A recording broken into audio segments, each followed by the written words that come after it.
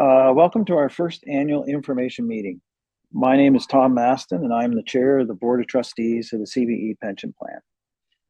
On behalf of the board, we are very pleased to be able to be with you this evening for our first meeting of this kind. Thank you for joining us. Before we begin, there are a few housekeeping items for us to bring to your attention. Presentations will be delivered in English and French. Simultaneous translation is available in both languages.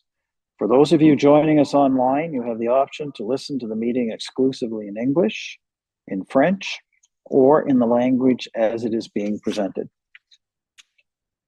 You may click on the interpretation button at the bottom of your screen as indicated on the slide to change your selection of language at any time. If you're joining us virtually, we encourage you to submit questions at any time during the meeting. Simply click the Submit a Question icon and type your question. We will answer as many as we can during the Q&A session at the end. If you're joining us by telephone, please submit your questions by calling or emailing us after the meeting, and we will respond to you directly in the coming days. In a few minutes, two of the plan's service providers will share important information about the current financial health of the plan. Before they join us, I would like to take a few minutes to introduce our plan. I'll cover some of the information about our various stakeholders and examples of the benefits of the CBE. The CBE has approximately 18,900 members. Members include active employees who currently contribute to the plan, deferred and inactive members who no longer contribute to the plan, and retirees or their survivors. Members of the CBE pension plan include nurses, medical science professionals, specialized healthcare professionals, and union staff of the New Brunswick Union and the New Brunswick Nurses Union.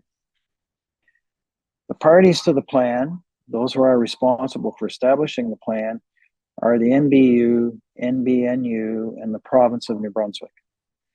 Among other things, the parties are responsible for appointing the trustees and observers on the Board of Trustees. The Board of Trustees who have joined me in hosting this meeting this evening include the following individuals who were appointed by the parties. My fellow trustees include Matt Hiltz, Vice Chair of the Board and Executive Director of the New Brunswick Nurses Union. Matt provides legal advice and representation to NBNU on a variety of matters. Paula Doucette, President of the New Brunswick Nurses Union and a registered nurse who worked at the Shore Regional Hospital for 27 years prior to her appointment as President of the NBNU. Richard Luton, Managing Director, Capital Markets for the Treasury Division of the Government of New Brunswick. Ben Mergereau, Assistant Deputy Minister of Corporate Services with the Department of Social Development. Ben was recently appointed as the newest trustee to our board. Susie Poole-Daig, President of the New Brunswick Union of Public and Private Employees. Susie also sits at the negotiating table for all NBU collective agreements.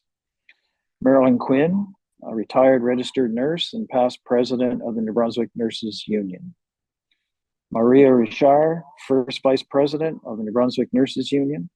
Maria is a public health nurse in Moncton and has been a registered nurse for 36 years. Vicki Squires, a retired healthcare executive who held roles with the Horizon Health Network, including VP and Corporate Director of Organizational Development. Lisa Waters, Director of the Specialized Healthcare Component and a member of the Board of Directors of NBNU. We also have two observers on the board. Catherine Little, a registered nurse who works at the St. John Regional Hospital Emergency Department and is a representative on the NBNU Board of Directors.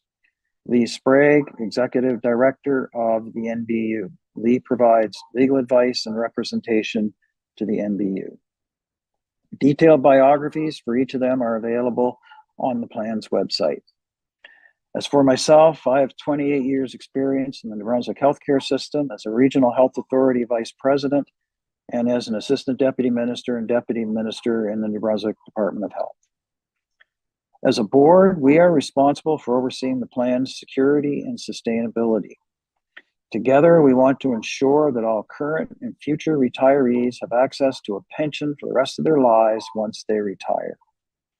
That is why we are a group with very diverse backgrounds, which strengthens the board in our decision making. Some of us are also members of the plan. We meet a minimum of 4 times per year as a board. In addition to the Board of Trustees meetings, there are 3 committees of the board: governance, investment, and audit. These committees typically meet 2 to 4 times a year. Regardless of who appointed us to the board, we as trustees have a fiduciary duty to the CBE plan and must always act in the best interest of the plan and you, the members, when administering the affairs of the plan. Failure on our part to do so can result in disciplinary actions or revocation of our appointment to the board. Managing the day-to-day operations of the CBE plan requires specialized services. To support us, we have engaged the following service providers. Vescor Inc. provides the daily administration and investment management services. TELUS Health is the plan's actuary. Grant Thornton provides external auditing services, and Element supports us with investment advisor services. We review each of these services regularly. The CBE is designed to provide members with a number of important benefits. We don't have time to go into them in detail this evening, but to highlight a few of them are: active members or employees and employers contribute equally to the plan. Both contribute 7.8% of eligible earnings. All members of the plan are eligible for cost of living increases, which may be provided to members on an annual basis if the plan's financial position is favorable to do so. We will discuss this in more detail shortly. Members have the option to retire early and are not required to work until the age of 65. We receive a lot of questions from members about why there is a early retirement penalty. The reality is there isn't a penalty. However, there is a reduction applied when someone retires before the age of 65 to make up for the additional years that they will be receiving a lifetime pension benefit. This is in place to protect the sustainability of the plan for all members. Many other benefits exist and are noted in the member booklet, which is available on the plan's website. It is also important to note that your employee and retiree health insurance is unrelated to the CBE pension plan. These health benefits are managed by the province's Treasury Board. There are committees in place that are specific to these benefits, such as LTD benefits, health and dental benefits, and more. As a board, we are not involved in any of the decisions around those plans. They are separate from your pension. There are many resources available to you if you'd like to learn more about the CBE. For example, for active and deferred members, there is a plan website with a wealth of information, including copies of our semi-annual newsletters, helpful videos, and even a planning for retirement section. In addition, there is a pension estimate calculator available if you would like to obtain an estimate of your future pension. It provides you with an estimate based on the retirement date of your choice, and you can try as many retirement dates as you would like. We'll post a copy of these slides after the meeting to our website so you can easily refer back to this list of resources. If you are a retired member, there are resources specific to you.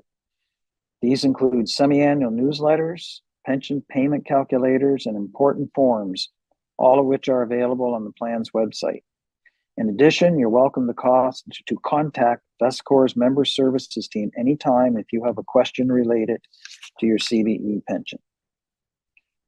I hope you found this introduction helpful. We will now move on to 2 important presentations. Joining us are representatives from 2 of our service providers. Yves Plourde, an actuary and partner with the plan's independent actuarial firm, TELUS Health. Yves will provide us with details relating to the plan's most recent actuarial valuation report. And John Sinclair, President and CEO of Vescor Inc., the plan's investment manager and administration services provider. John will provide us with an overview of the outcomes from the investment management and administrative services provided to the plan in 2022 and year to date. If you have any questions as they present, Feel free to post them in the question box and we'll answer as many of them as possible by the end of the meeting. I will now welcome Yves Plourde from TELUS to begin his presentation. Merci beaucoup, Monsieur le Président. Donc, mon nom est Yves Plourde. Thank you very much. I'm Yves Plourde. I'm an actuary with the TELUS Health.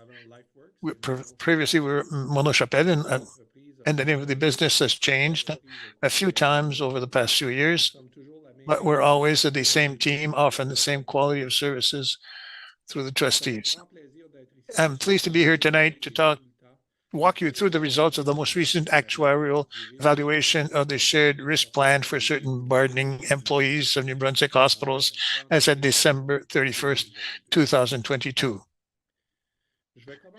I will start with a short summary of the membership in the plan, review the evolution of the assets and the plan liabilities over the years, discuss the resulting financial position not only at December 31st, 2022, but through the recent past, and review how the plan's financial position was affected by the market's underwhelming performance in 2022.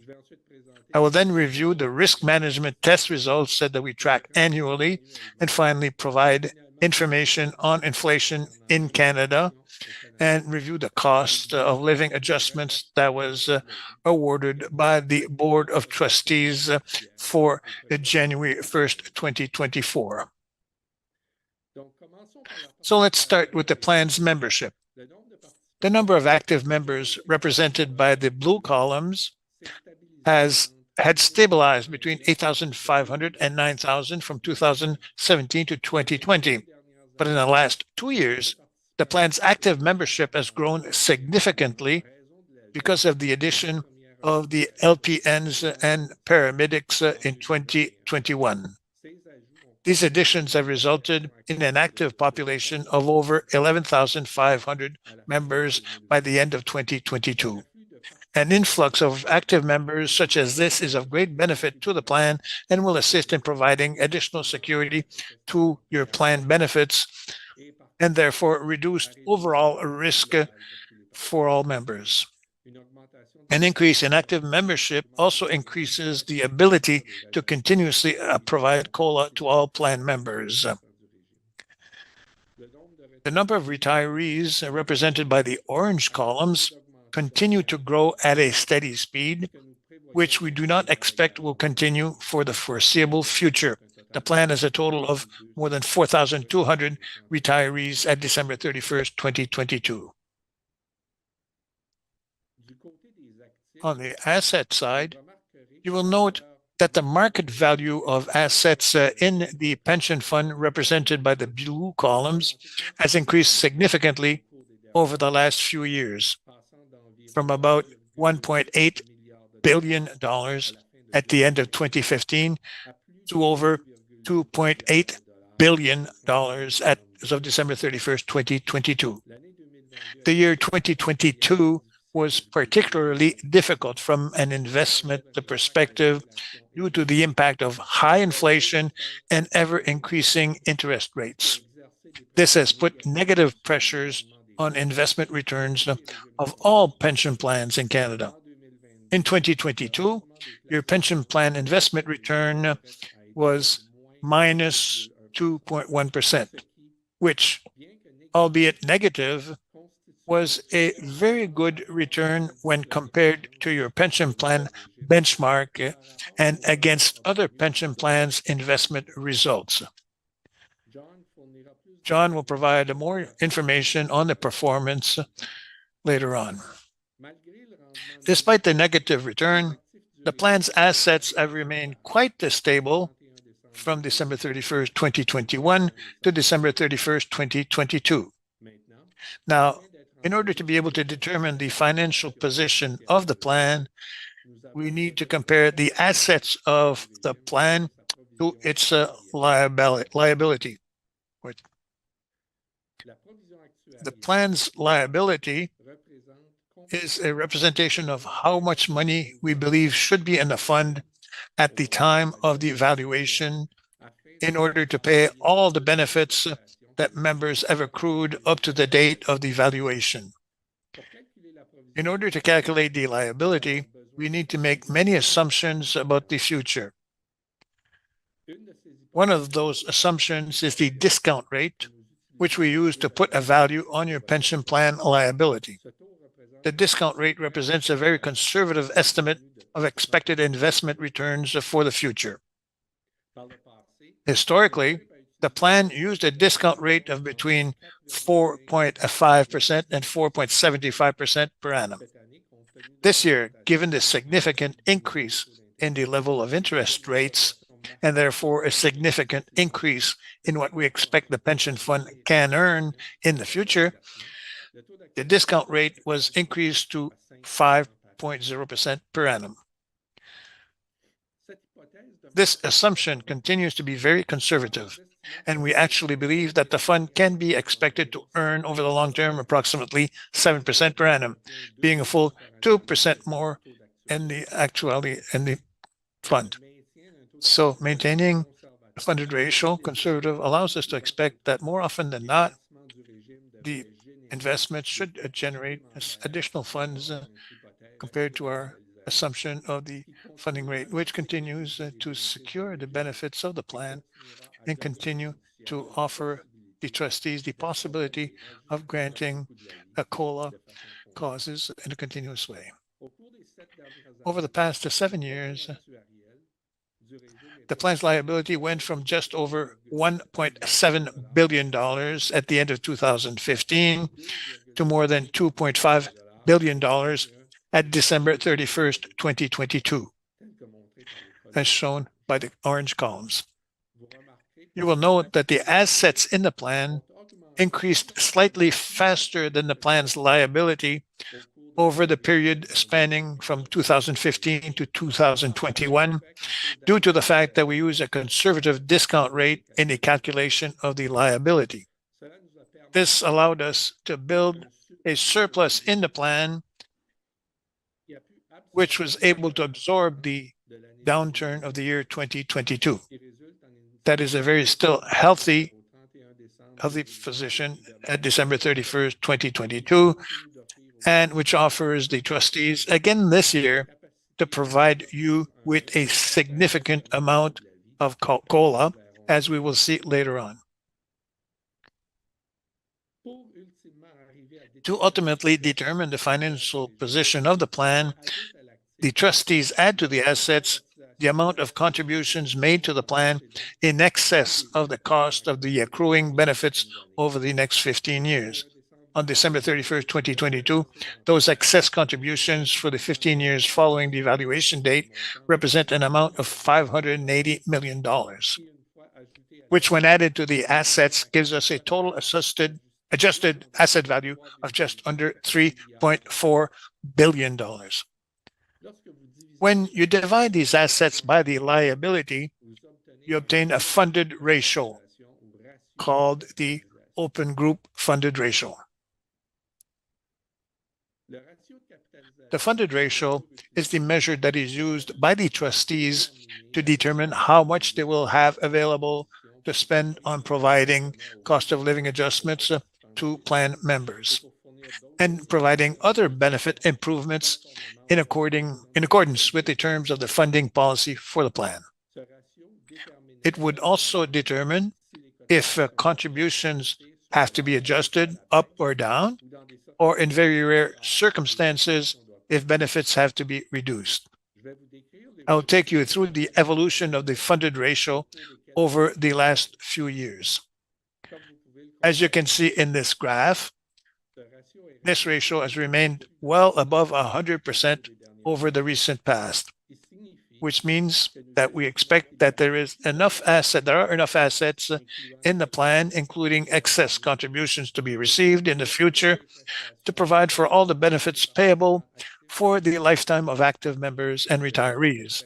The funded ratio has in fact increased from a level of 122.7% at the end of 2015 to 129.9% at December 31st, 2019, which is just before the start of the COVID-19 pandemic.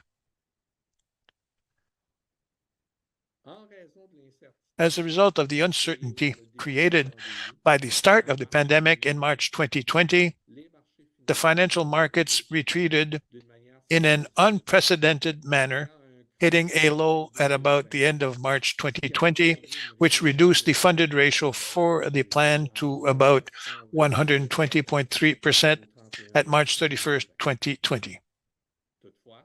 However, the markets rebounded after that date.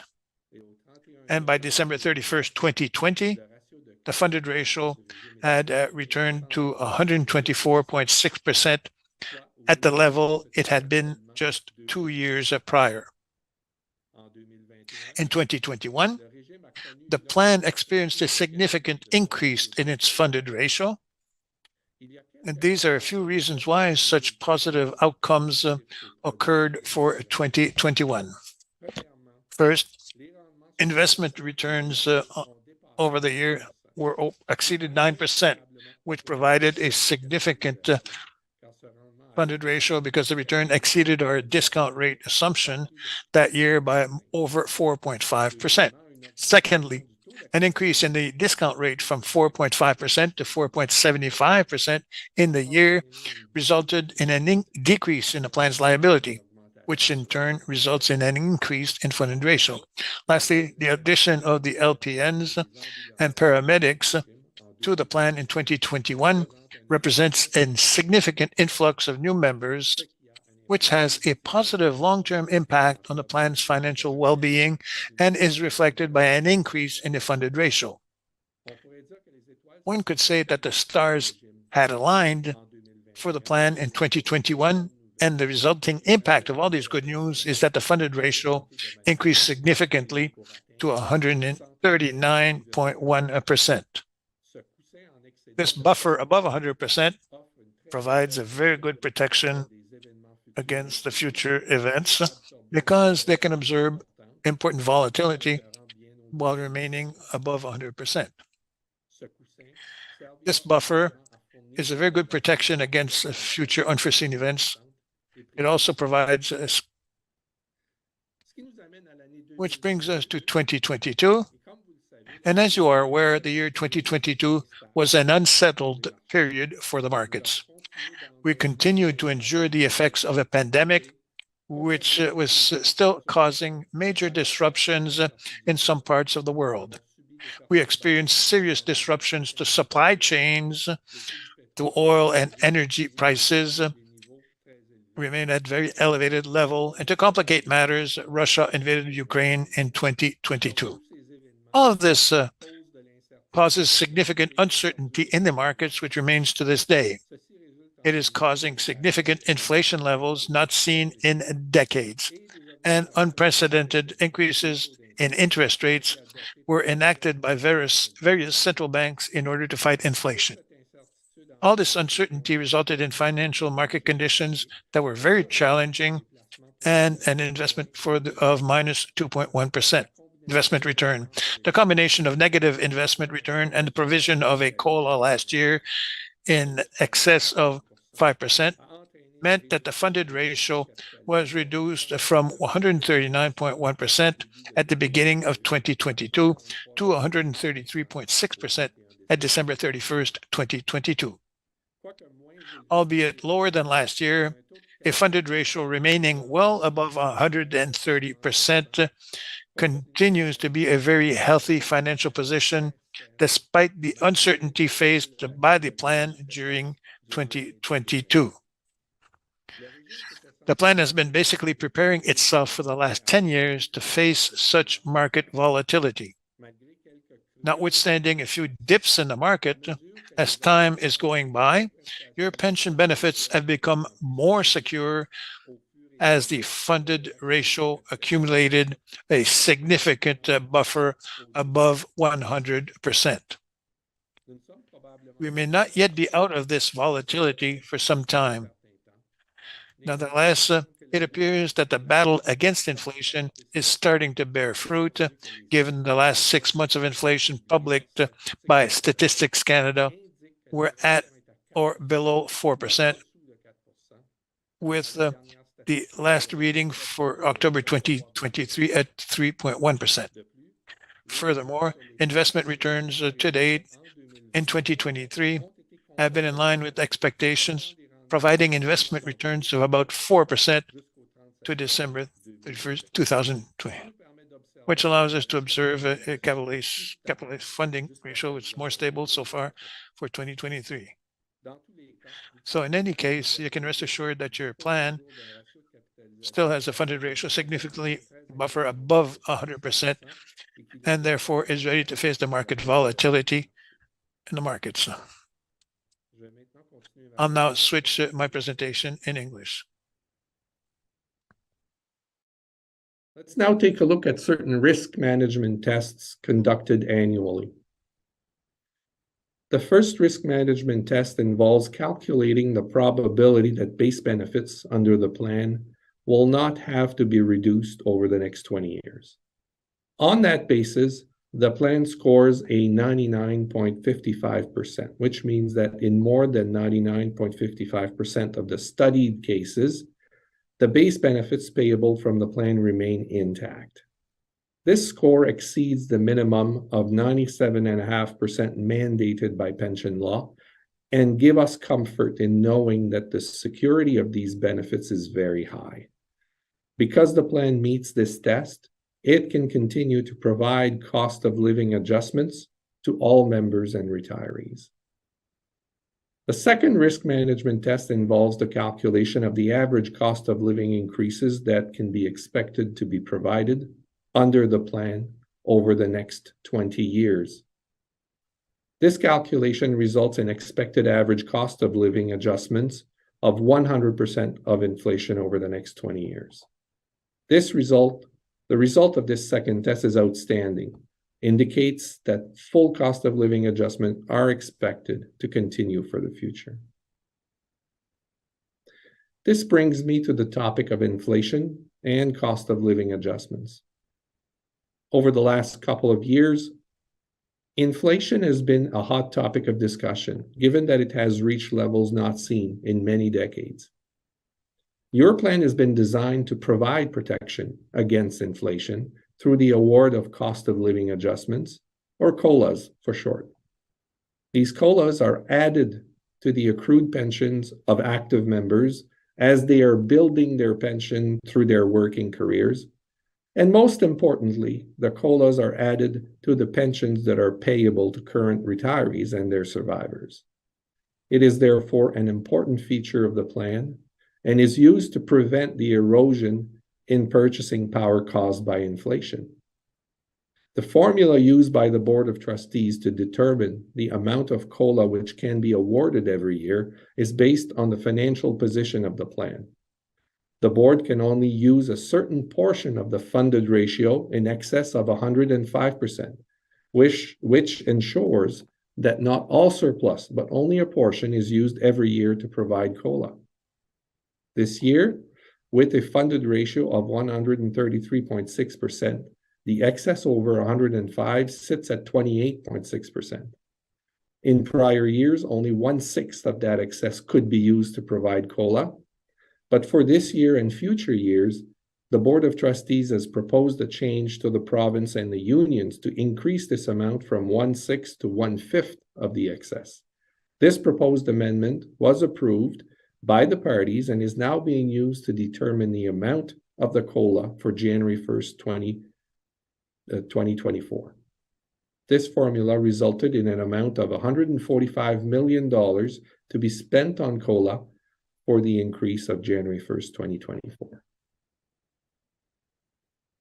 The next step in the process is to determine the level of inflation in Canada during the year. Inflation is measured by the increase in the Consumer Price Index as reported by Statistics Canada every month. For the 12-month period ending June 30th, 2023, so taking into account the period from July 2022 to June 2023, the average increase in the Consumer Price Index in Canada was 5.59%. This is almost identical to the inflation we have experienced in Canada for the prior year of 5.56%. We have not seen average annual inflation of that magnitude since the beginning of the 80s. Given the healthy financial position of the plan at the beginning of 2023 of over 133%, the trustees were able to provide a COLA of 5.59% effective January 1st, 2024. This covers the full increase in inflation in Canada for the prior year. It is an exceptional achievement by the plan to have been in a position to provide COLA exceeding 5% for the last 2 years. As the bottom table shows, the plan has been able to provide COLA over the years that equals full inflation for every year since the conversion to a shared risk plan. Many plans in Canada do not offer inflation protection, and those who offer it very often have caps which limit the amount that those plans are able to provide. Your plan, on the other hand, has been able to provide COLA equal to full inflation over the last 10 years. These increases have meant that pensions payable under the plan have kept up with inflation and therefore have not lost purchasing power. Another very interesting feature of your plan is that if a COLA of less than full inflation was to be provided in 1 or more years, the portion that was not provided remains available to be granted in a future year. The ability of your plan to provide COLA in excess of 5% for 2 years in a row is evidence that it is very well funded. Otherwise, it would not have been able to do it. Inflation in excess of 5% is not normal for our developed economies, and that's why the Bank of Canada, along with the Federal Reserve in the US and other central banks around the world, have taken serious measures to fight such inflation through increases in interest rates. And as I mentioned earlier, it appears to start to bear some fruit, with inflation over the last 6 months hovering in the range of 3 to 4%, instead of the average of 5 to 6% level experienced in the preceding 18 months. As inflation appears to be coming down, it is reasonable to expect that the plan will be in a position in the future to continue to provide COLA equal to full inflation for many years to come. In conclusion, I can confirm that your plan is in a healthy financial position and is fully expected to continue to provide the benefits that it intended to provide when it was designed, even in the face of high inflation, high interest rates, and everlasting financial market uncertainty. I certainly hope that you found the information provided interesting and useful, and that it provided you with a better understanding of how resilient your plan is and how COLA is calculated. I thank you for attending this information session, and I will remain available for the question period. Mr. President, over to you.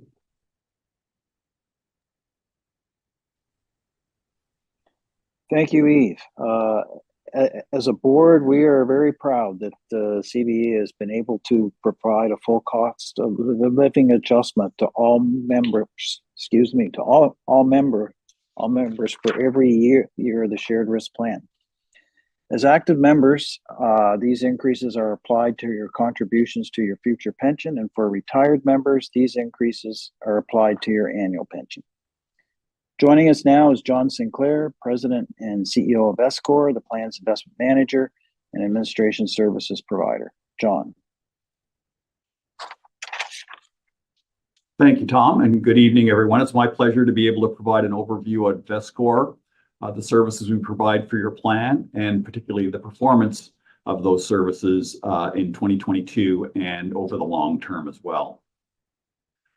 ESCOR, as you may know, was created through an act of the New Brunswick legislature in 2016, where a Crown corporation called the New Brunswick Investment Management Corporation and a government department, the Pension and Employees Benefit Divisions, were combined to become an independent, not-for-profit company.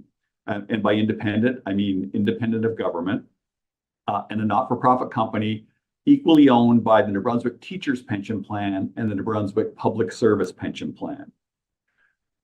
We started providing investment management services for the CBE pension plan in 2016 as well. And the conditions and objectives of the CBE plan are very similar to those of our owner, the Teachers Pension Plan and the Public Sector Pension Plan. We're a very cost-effective organization due to our not-for-profit nature, and you'll see that in some future slides with respect to how that compares to other alternatives. And it's important to point out as well that we are externally audited by a number of external audit firms and are supervised by the Financial and Consumer Services Commission of New Brunswick. We have a significant amount of transparency through information provided on our website, bestcore.org. That includes a number of various governance documents outlining the various investment programs that we provide on behalf of our clients. And first and foremost, an annual report that provides a significant amount of detail and disclosure with respect to the performance of the organization and the expenses incurred, etc. Our firm has about 150 employees based out of our offices in Fredericton. A bit of a snapshot of how the CBE plan stands in comparison to our other clients. You can see that $2.8 billion roughly in assets under management works out to be about 14% of the total $20 billion in investments that we manage across all of our client groups. It's important to point out that of that $20 billion, about 85% of it is actually managed by our staff here in Fredericton. We have investment professionals that have experience in investing in markets around the world from our office. And that, again, provides a significant amount of specialization and cost efficiencies with respect to the work we conduct on your behalf and those of our other clients. If we look at it from a membership perspective, a little bit higher percentage, about 17% of the total members that we manage in terms of pension administration activities works out to be the total for the CBE plan. And why this is important is that there's tremendous economies of scale that are realized by all of our clients by combining the services across both our investment and our administration platform, and those savings accrue down through the members of all of those various plans. So next, let's take a look at the administration specific part of the services that we provide. And we have four main areas that we provide this service. The first is our pension administration group that essentially go about collecting contributions from plan members as employees and from their employers. They use that information or those contributions to invest in the pension plan, and the administration team also calculate the various statistics necessary to keep track of the various pensions that are being accrued to the members. They also ultimately end up in coordinating and calculating and processing the payments that ultimately go out to the retirees of the plan. Our member services group basically provide the resource with respect to answering or providing information that members may have with respect to their plan. Through the 1-800 number that's on our website, they can be reached and typically provide service within 24 hours of having a question submitted to their group. This group as well provides a number of information sessions to members such as CBE plan members, either through in-person meetings that are set up primarily through employer activities or through online seminars. Our board support services team provide governance support to your CBE Board of Trustees. They have experience in best practices when it comes to pension governance, and they can share that information with your trustee group and help them organize their ongoing business. And last but not least, our communications team is very much involved in helping your trustees determine how best to message the various aspects and performance of your plan. They're responsible to help draft newsletters, perform webinars, control and populate the specific CBE website that was referred to earlier. They also help your trustees develop the annual report that's provided to the membership and are very much involved in events like this first annual information meeting.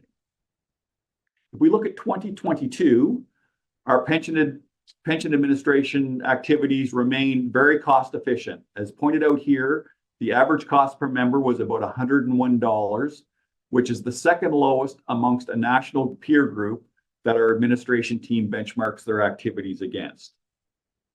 Administration activities have continued really since the COVID pandemic to increase in terms of transactions. As pointed out here, our administration team supported over 4,400 member and employer requests during 2022 and completed officially over 1,000 actual member applications, such as pension estimates, retirements, purchase of service, etc. And for those of you who would have possibly reached out in the past to our member services team for information, you would have received a satisfaction score to provide feedback as to how our services have been conducted. And we're very happy to report that of those surveys that have been returned, we continue to have a very high satisfaction rate at 96%, as noted here. Switching over to our investment management activities, Vestcorp provides a number of services on behalf of your trustees.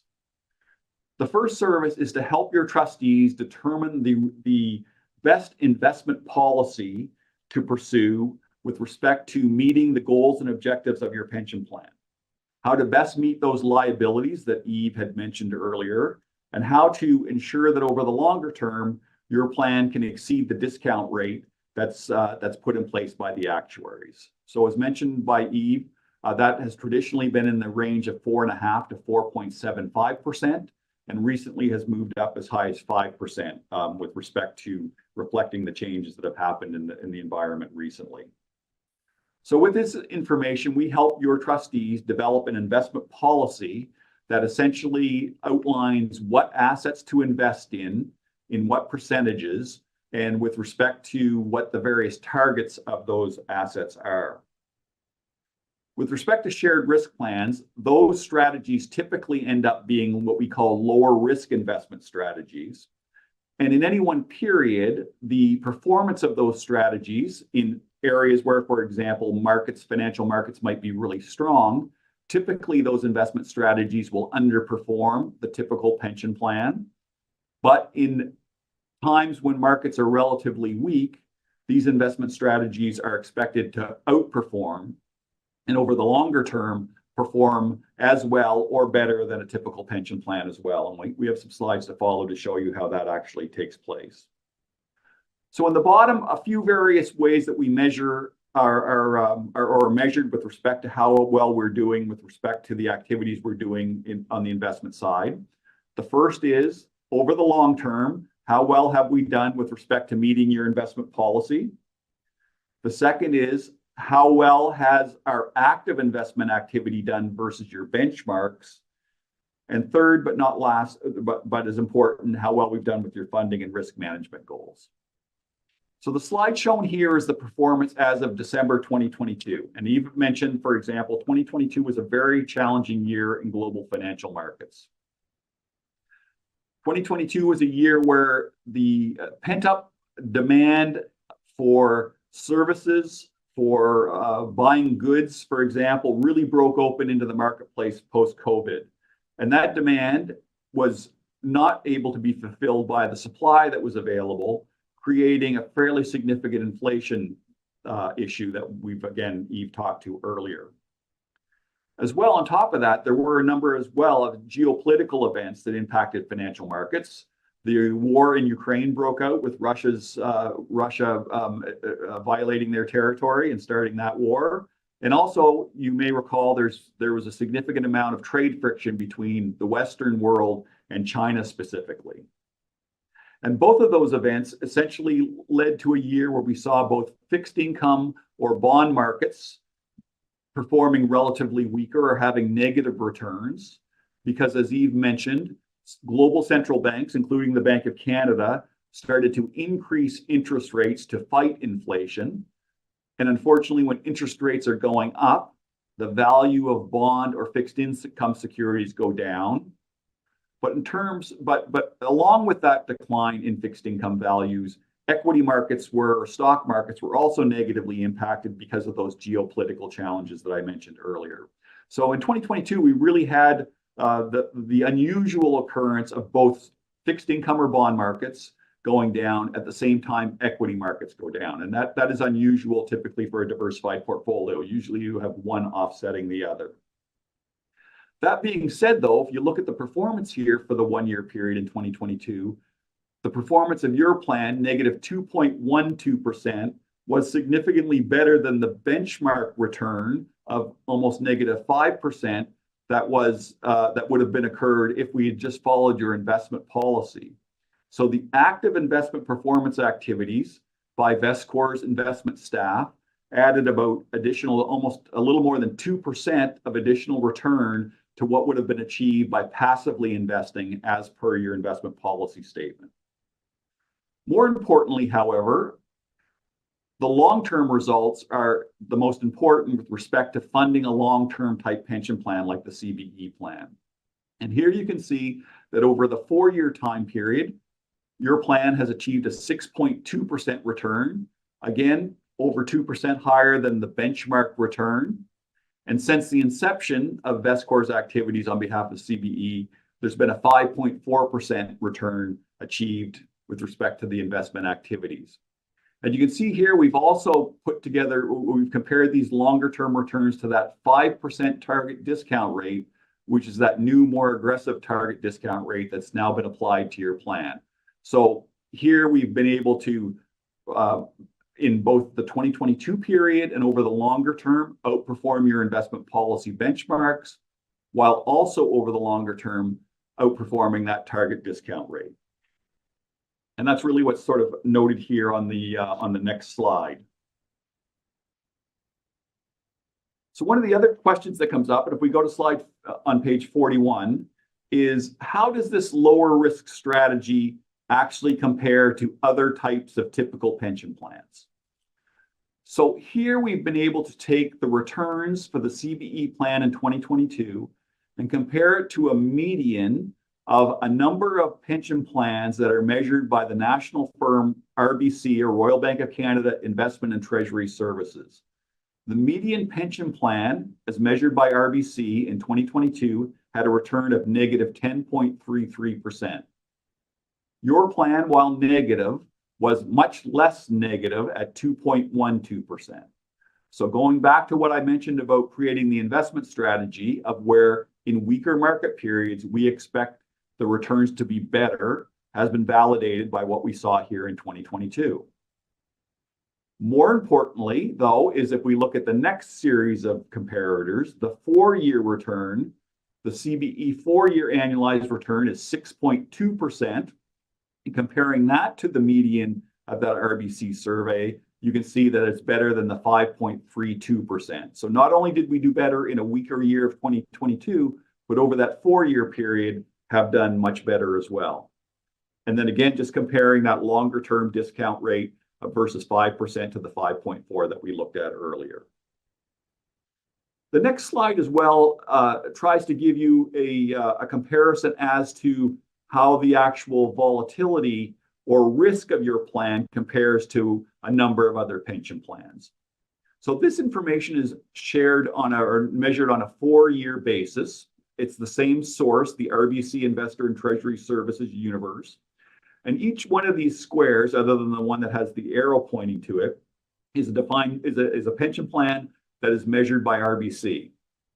On the y-axis, or the vertical axis, that is the annualized return of those various plans over 4 years. And on the x-axis, or the horizontal axis, that is the actual risk or variability of those returns over 4 years. And so here, one of the things we want to be able to validate is actually, is the investment strategy that you're deploying low risk as compared to other plans? And as pointed out here with the box with the arrow, that is the returns and the risk for your plan. You can see that we're at the ultimate left-hand side of the scale, which is the lowest risk side of the scale. So we can confirm over the longer term that your plan is actually very low risk when compared to others. The other positive piece to this as well is if you look at where the crosshairs are, that's the median plan. And you can see that by being the lowest risk, we haven't given up a lot of extra return as well. Remember, we've made the actuarial discount rate. We've made sure that we've been able to make that. And we've also had a return that's better than the median plan here. So being able to provide low risk without sacrificing return can be validated by this slide. And if we want to look at it that numerically on the next page, we've just done a calculation of the actual return, the annualized return for your pension fund versus the risk, and determine a unit of return per risk calculation of 0.88. Compare that to the median plan, And you can see that actually on a risk-adjusted basis, your plan's doing almost twice as well as the median pension plan by that survey. So moving on, the other piece is the cost efficiency that is gained by using Vestcor services. Remember in the beginning, I mentioned again that we are a not-for-profit firm. So therefore, the cost savings by taking out the profit margin are quite significant. Vestcor's expense ratio, or the charge for managing the assets in 2022, was 0.137%, or commonly known in the industry as 13.7 basis points. That's the fee to conduct Vestcor's investment management activities. Comparing that to other public sector pensions across the country, we're about 21 basis points per year lower than those other plans.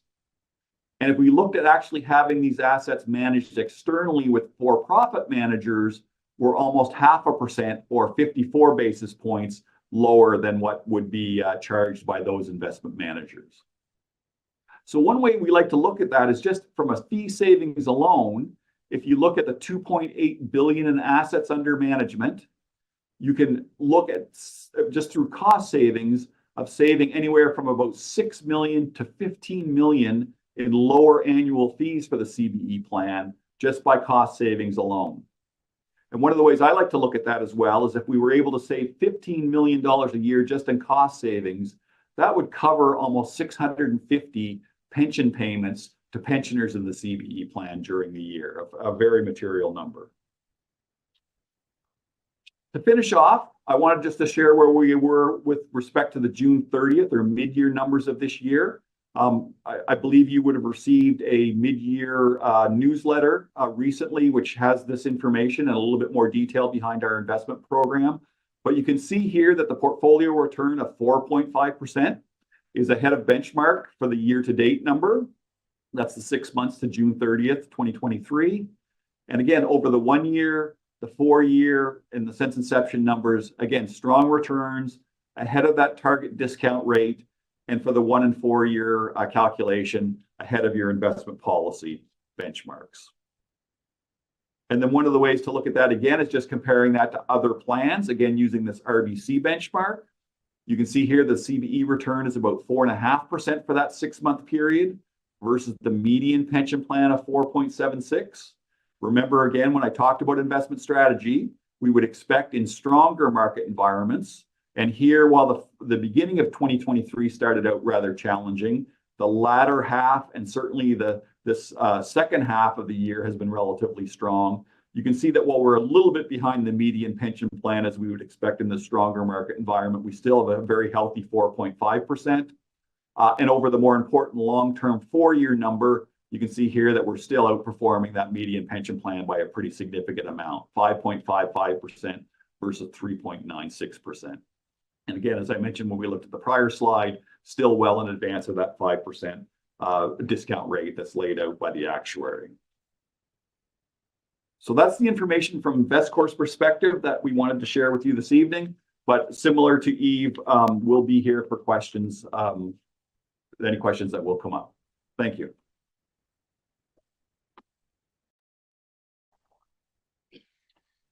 Thank you, John. We're now going to move to our question and answer session. We will try and answer as many questions as we can with the time we have left. Due to our late start, we will extend our session by about 10 to 12 minutes to get to questions.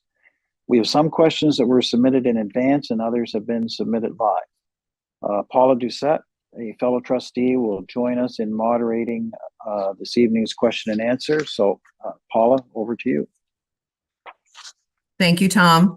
Good evening, everyone.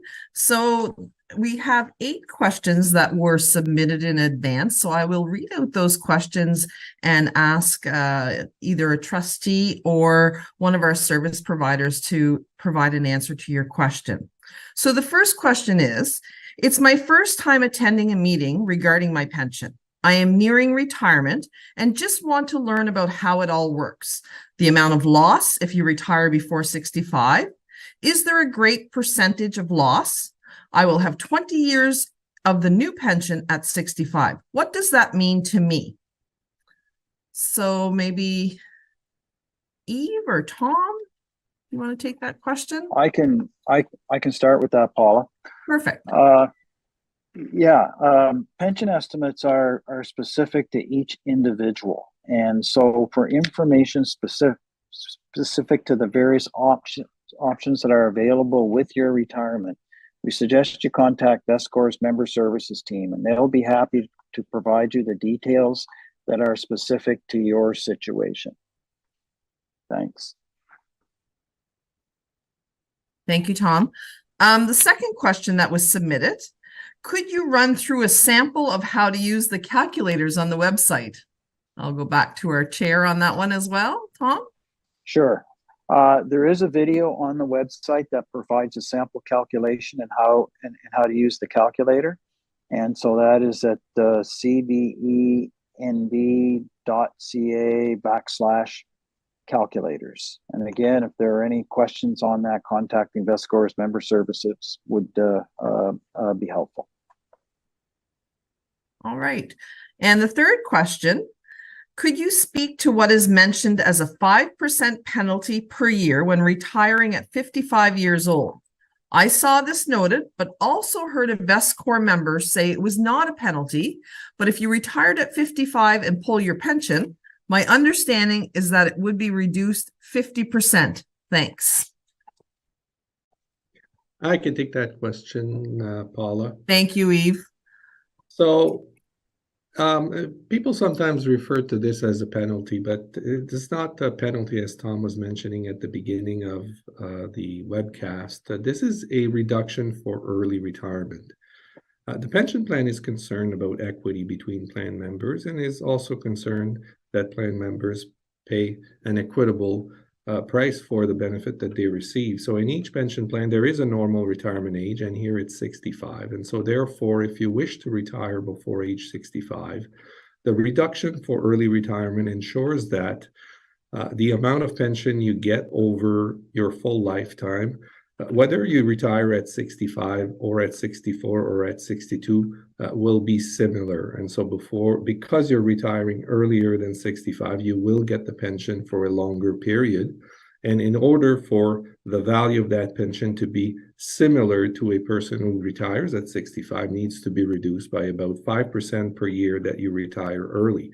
And that ensures that from a pension plan perspective, it costs about the same amount to pay the pension starting either at 62 or at 65, and that makes sure as well that it's equitable among the various plan members between those that decide to retire at 65 versus 62 or even earlier at 55. And certainly if you retire at 55, you have 10 years before 65, therefore that's 10 times 5%.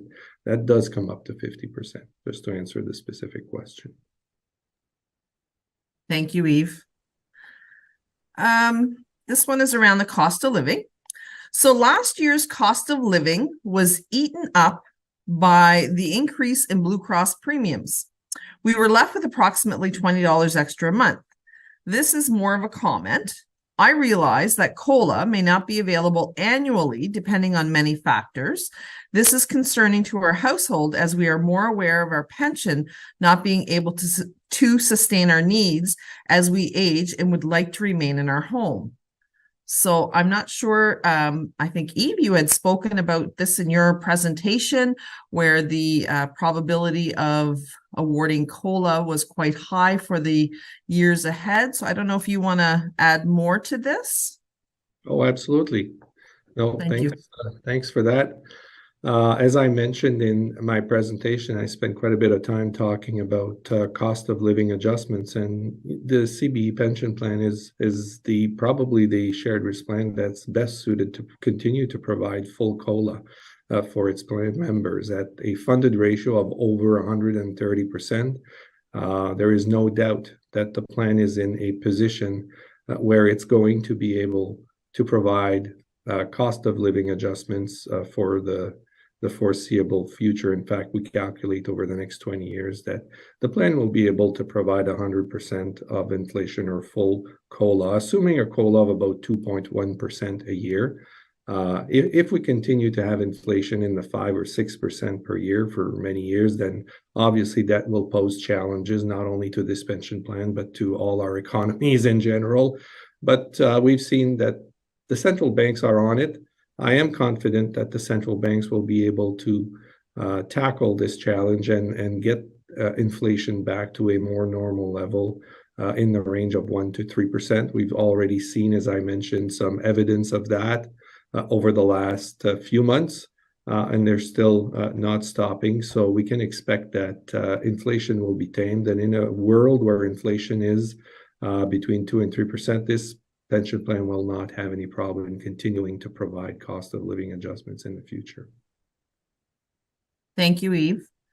The next question is, do we have retirees on our board? And so, Tom, I know you've introduced our board of trustees earlier on, but do you want to answer this as the chair? Sure. I can just highlight that Marilyn Quinn and Vicky Squires are retired members, and they are members of the plan, and they sit on our board. Thank you, Tom. Okay, this next question. I would like to know why Vestcor is able to reward the executives with massive bonuses every year, yet our COLA does not keep up with inflation, nor is there any profit sharing. Someone else also asked, why is Vestcor giving its employees excessive bonuses instead of reinvesting those funds? So is this something that you want to answer, Tom? Sure. Yeah, I can start with the answer on that. Thank you. There are a couple of points to consider when answering this question. And the first one is that the board of CBE regularly assesses the performance of Vestcor against our objectives. And the plan, as Yves pointed out, the plan is specifically designed to continue to pay benefits 97.5% of the time. And we have been able to do that through the years in this plan. The second point is that as a board, we are pleased with Vestcor's long-term investment performance. They continue to outperform our investment policy benchmarks, and they do this while providing very cost-effective fees, as John pointed out. If we as a board decided to move away from Vestcor and have the funds managed by private sector companies, we would be paying more in fees than what we are paying now. And so the fact that we pay less in fees means that more of the money that we earn each year is allowed to go to COLA and not to be paying management fees. And the last point is that Vestcor has a professional board of directors that governs their compensation program, and they ensure that the compensation is in line with industry best standards. And Vestcor also discloses a significant amount of detail in their annual report and on their website about their compensation program. John, is there anything that you would like to add to what I've said? Sure, I could add something additional, Tom, just with respect to the compensation challenges. So as I mentioned earlier, Vestcor manages 85% of $20 billion with our own investment staff here in Fredericton.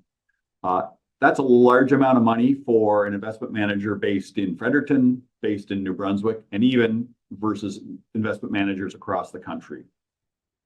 We have, therefore, the duty to make sure that we have experienced, competent investment professionals doing that job so that we can provide a service where the expense ratio is lower, as Tom mentioned, and be able to continue to outperform your investment benchmarks. So that means we need to follow what happens in the investment management industry.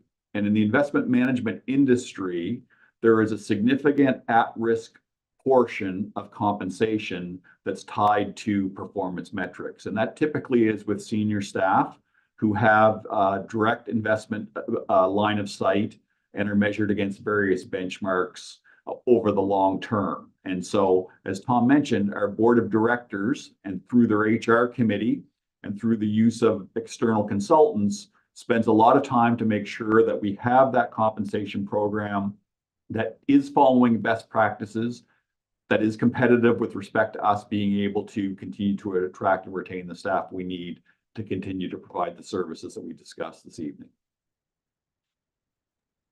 Great. Thank you, both Tom and John, for that answer. Our next question that was submitted asks, why can Nova Scotia nurses retire at age 60 with full pension? Can you please explain why? I would like to think that with a lot of nurses using LTD over the age of 60, it would be worth the government looking into this. Maybe the nurse would come back and at least work casual after retirement. It would be a win-win. Nurses is a physical and mentally exhausting job to work until age 65 full-time. Thank you. Tom, is this something you want to address as chair? Or Sure, yeah. The reality is that every pension plan is designed a bit differently. And although some may seem to have advantages in certain areas, they can also have disadvantages as well. So in Nova Scotia, they do provide an option to retire as early as the age of 55 if your age and your continuous service is equal to or exceeding 85. So that means age 55 and 30 years of service. And they call this the rule of 85. It is a different way of calculating their pension. That being said, pension plan members and employers in Nova Scotia contribute more to the plan annually to make up for the additional costs of having the Rule 85 option. They also have a cap on their cost of living adjustment to help fund that option. So their pension is not designed to keep up with full inflation when there are times of high inflation, the way the CBE plan is. So when we compare plans, it is important to weigh the pros and cons of those different plans before assuming one is better than another. thank you, Tom. I'm going to go to a few of the Q&As that have been typed into the chat box. So I think this question could most likely be answered best by Eve Plord. So Eve, if you can put your camera on as I read out this question for you. The previous pension plan was a reduction of 3% per year, and since 2012 became a 5% reduction. Can you explain, for those of us who are younger in the workforce, why this change was implemented in 2012 when the defined benefit contribution plan became a shared risk plan? A 2% additional reduction per year feels very significant. Thank you. Eve?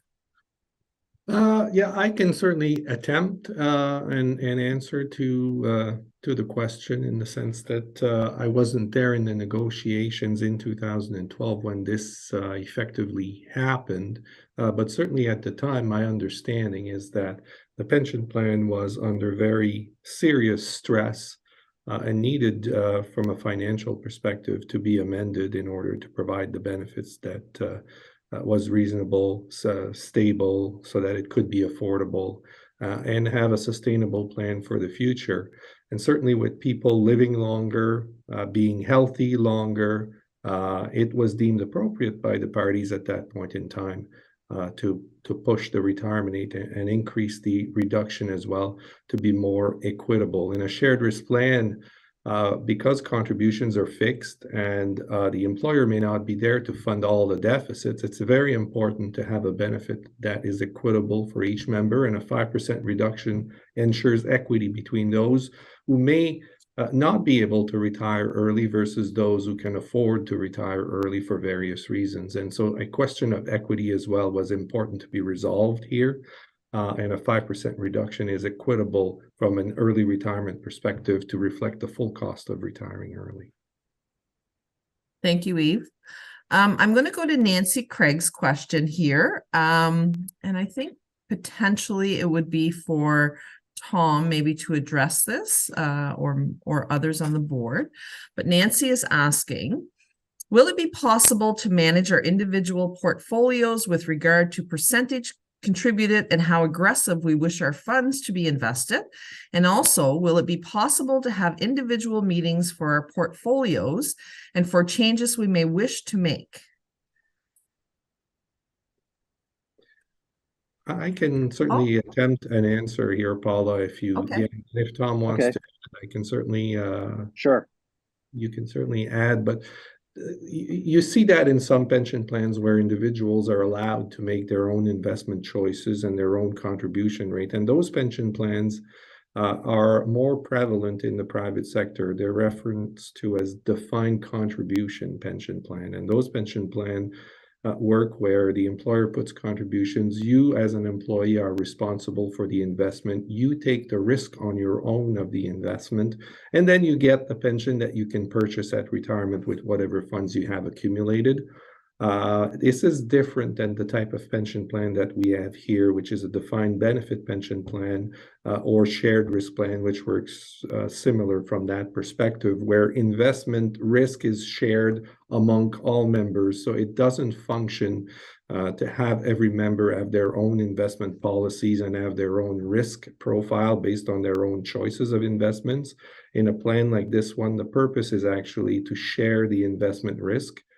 Which allows actually a pension plan like this to be more efficient than somebody who makes their own investments because you invest for the very long term, whereas somebody who makes their own investment have to be really concerned about their own priorities and may want to be a lot less risky as they approach retirement, whereas a plan that makes this investment choice here for the vast majority of the members then can continue to assume an amount of risk that might be more than what an individual could afford to have. And so what we find is that a plan like a shared risk plan or a defined benefit plan usually has better results overall than a defined contribution plan for the same amount of contribution, simply because it is professionally invested and can afford to take risk. Great. Thank you for that, Eve. Recognizing that we're now 8:19 and we have gone over a bit of time simply to make up for what we lost in the first few minutes when we started this evening. However, if there were, I think, a few other questions in the Q&A box that our helpers here will have an ability to copy down, and they will answer the rest in an online document that will be prepared in the coming weeks. So you'll be able to go on to the website, cbenb.ca, probably within the next few weeks, and a transcript with all of those questions and answers will be found there. And again, if you do have any questions following tonight's presentation that you would like to have addressed, please reach out. You can email info@cbenb.ca, or there is a telephone number on your screen now, toll free, or a 506 number. And again, we will do our best to answer any questions that you may have. So Tom, do you want to say final words before we say goodnight? Sure. Thank you, Paula. On behalf of the board, I'd like to thank everyone for joining us here tonight. We hope it has been informative. In the coming days, we will send out a questionnaire to all who participated tonight. And we would like to have your thoughts on this as we plan for next year's meeting as well. And thank you for bearing with us after a rather slow start with our technical issues. And so have a good evening. Good night.